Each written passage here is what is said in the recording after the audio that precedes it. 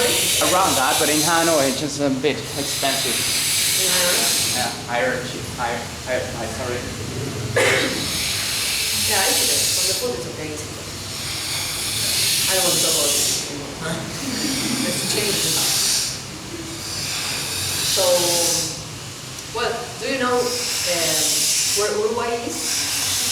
Do you know Uruguay? Uruguay? I have your country. Can you tell me about it? Yeah.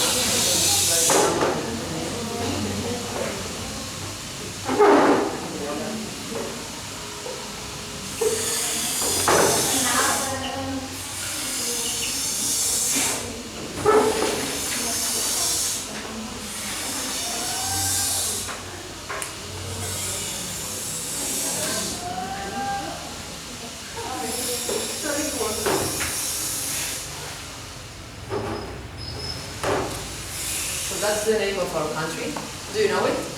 Yeah, I know. But No? the football team. The football team, yeah. Yeah, it's very famous. Everybody knows Uruguay for the football team. Cavani, Suarez. So, well, yeah, we have a football team. It's pretty good, I think. I don't really like football, but I know they're famous and they play in other countries, like important countries, and they are very rich. So good for them. I don't care. What else? It's a country in South America. You know South America? Yeah, far away from the United States. Has nothing to do with the United States. It's a small country in South America.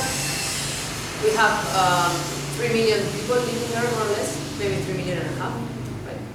Yeah, 3.5 million. 3.5 million, more or less. So it's a really small country.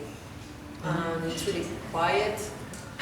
We have beautiful beaches, but we don't have any mountains or anything like that. No snow, no mountains. But it's really nice.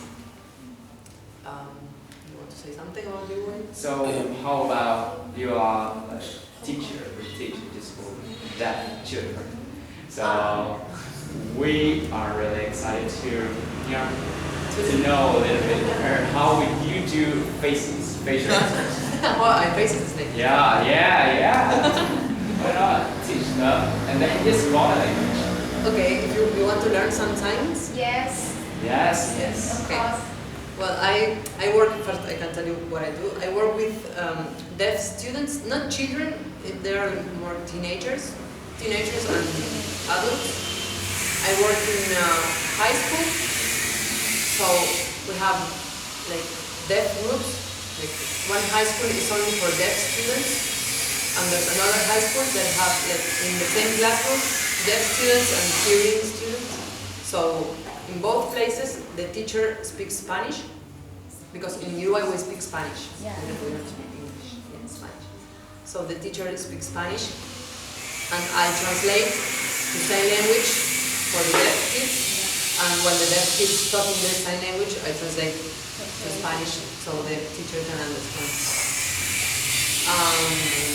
And sometimes, for example, some deaf person wants to go to the doctor, or wants to go, I don't know, he has to do something, anything that he needs to communicate with someone that doesn't know sign language, I go with them. Or if some hearing person that doesn't know sign language, I go and then I translate. What can you learn? Another important thing about sign language is that it's different in every country.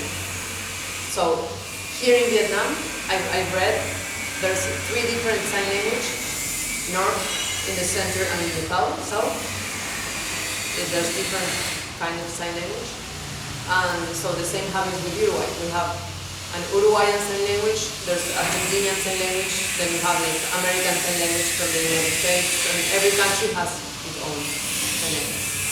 So I can teach you about Uruguay sign language. Uruguayan sign language. So what can I teach you? I don't know how much. How much? Or I don't know, whatever. My name is.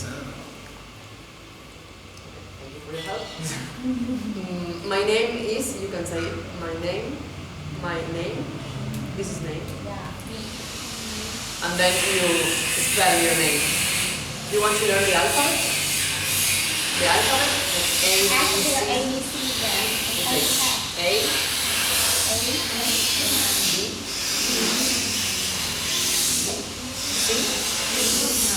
D, E, F, G, H, I, J, K. Okay. L, this is easy because it's just like your way. M, N,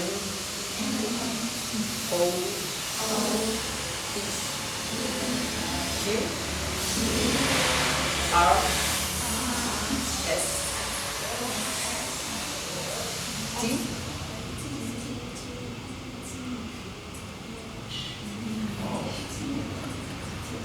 U,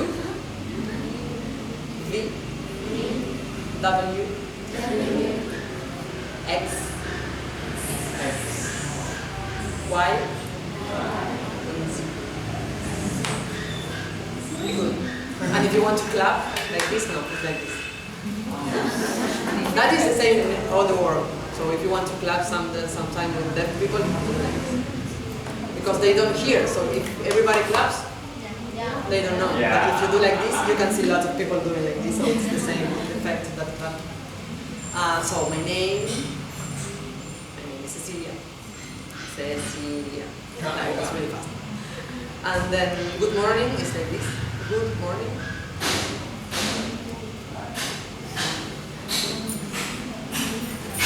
Good morning, good night. Good afternoon. You know, because like the morning is the sun going up, and then you have the afternoon, the sun goes down, so you do like this. Afternoon. And then good night, because it's like dark. So night. What else? What do you like to know? Some other word you would like to know in English? Say one word in English and then say it in some language. Love you? Love you. Oh. Sweet. I hate you. The face is very important. Or like, I don't care, go away. Like, you know, when someone is bothering you or turn your face away. I like that.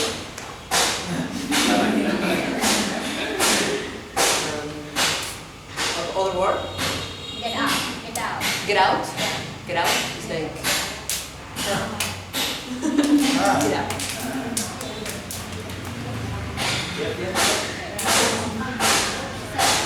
Thank you. Thank you. Thank you.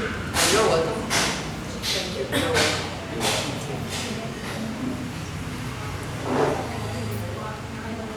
See ya. See you. Like goodbye. See you again. See you. Like this. This is easy because it's like the eye. Yeah. Niño.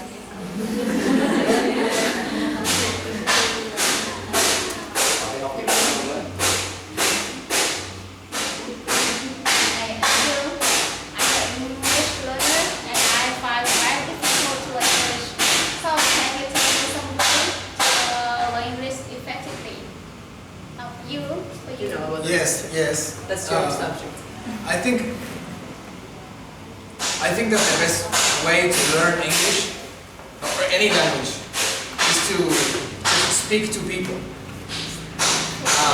Yes, so I think it's the best way is to learn a bit of grammar, some grammar.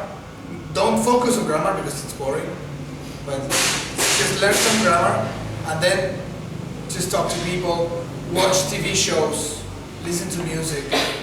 All of that helps. So any situation where you have to use the language, any situation where you can communicate with other individuals, then that's the best thing. It's better than reading from books or practice. But I think that you have to do both things. So you have to exercise, you have to practice with books and with exercises and grammar, and you have to talk to people and communicate, both things. But I think that the focus has to be on communication. Yeah. So anyway, any form of communication, just, yeah. One thing that really helps is watching TV shows with subtitles. So you have maybe the Vietnamese subtitles, Yes. but you listen to the English speaking, and you see the subtitles, so you start relating the meaning of what they say. That's the best thing. And that's the first stage, right? Then maybe a second stage is to watch TV shows with English subtitles, Yeah. right? So English sound, English speaking, and English subtitles. I do that to learn because I can speak English, but sometimes I have my doubts about how to spell the words.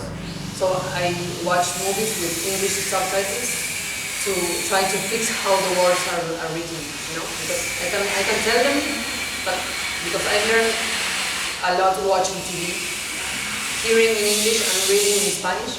So I didn't do much exercises of writing, so like with a teacher that can correct me.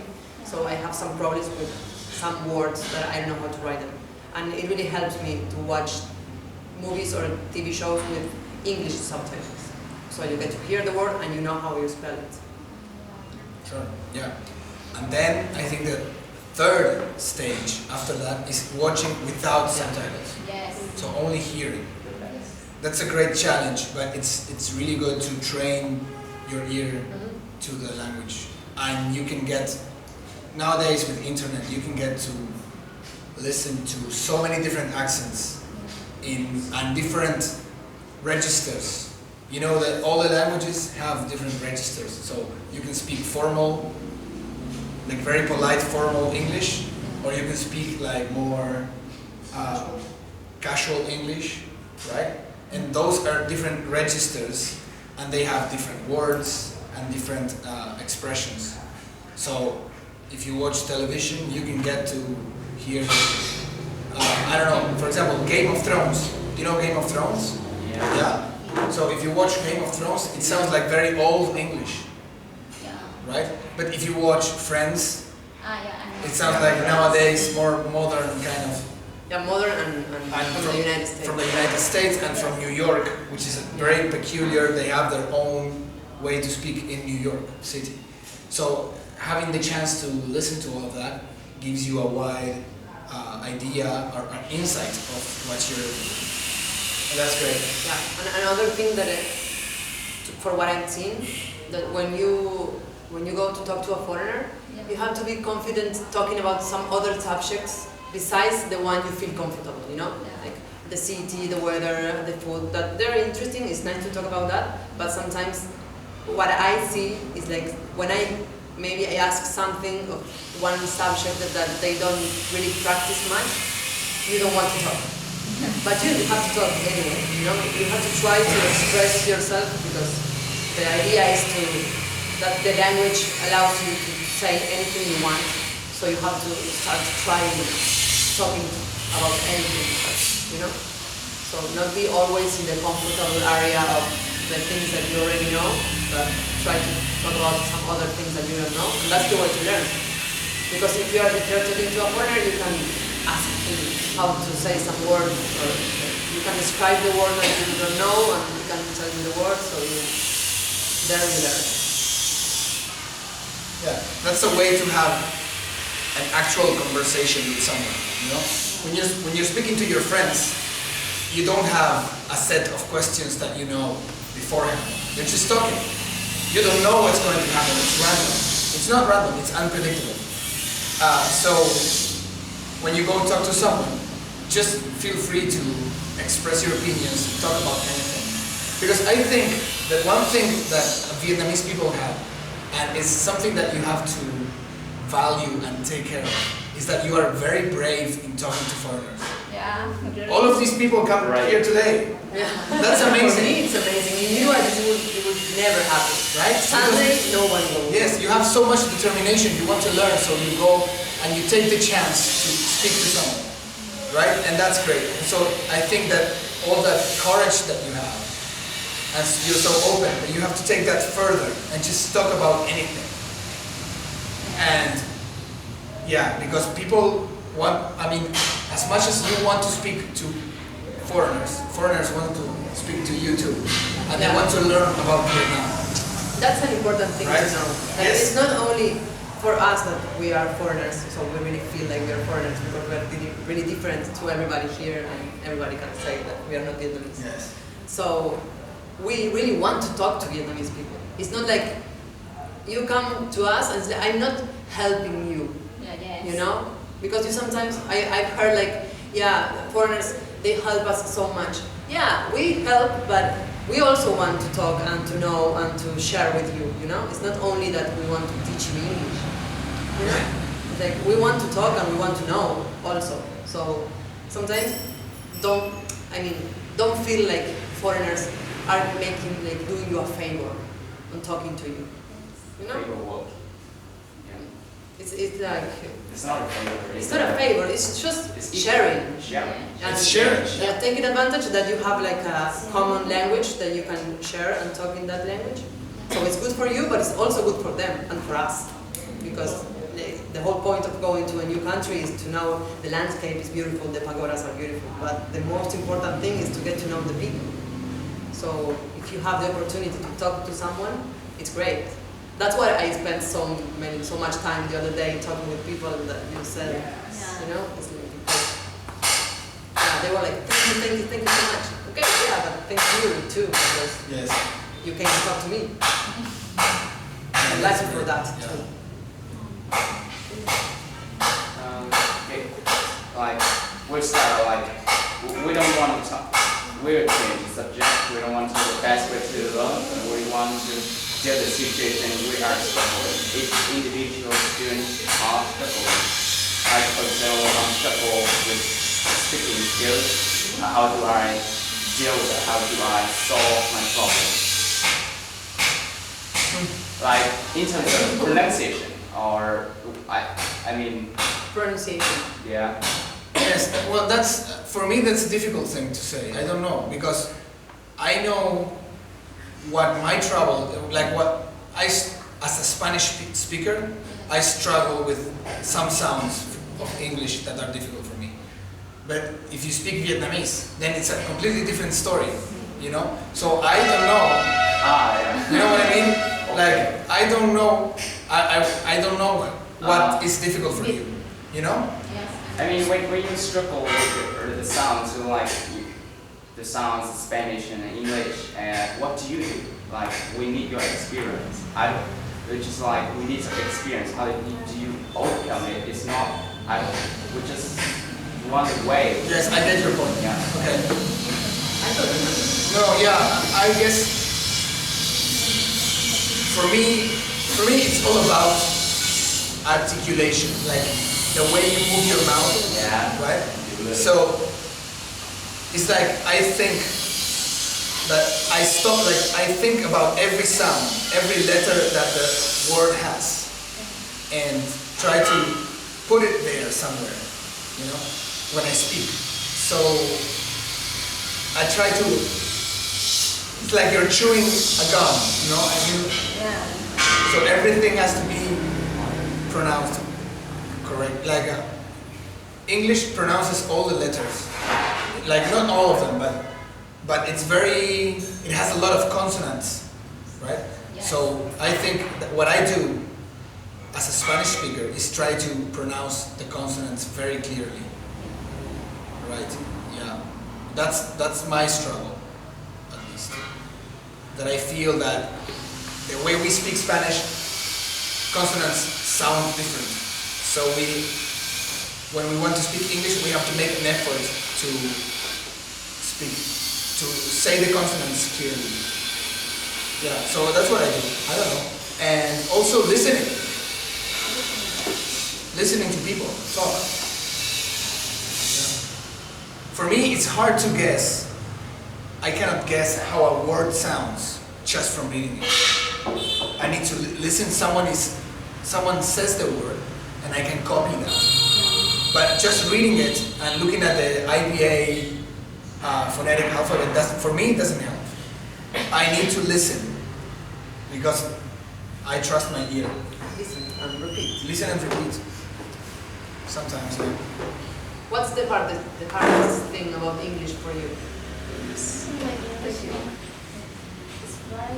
I find that it's very difficult to listen because it's very hard for me To listen? listening To understand what?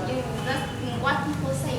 Yeah, it's very difficult It's very to difficult. make them. Yeah. It's really tiring, right?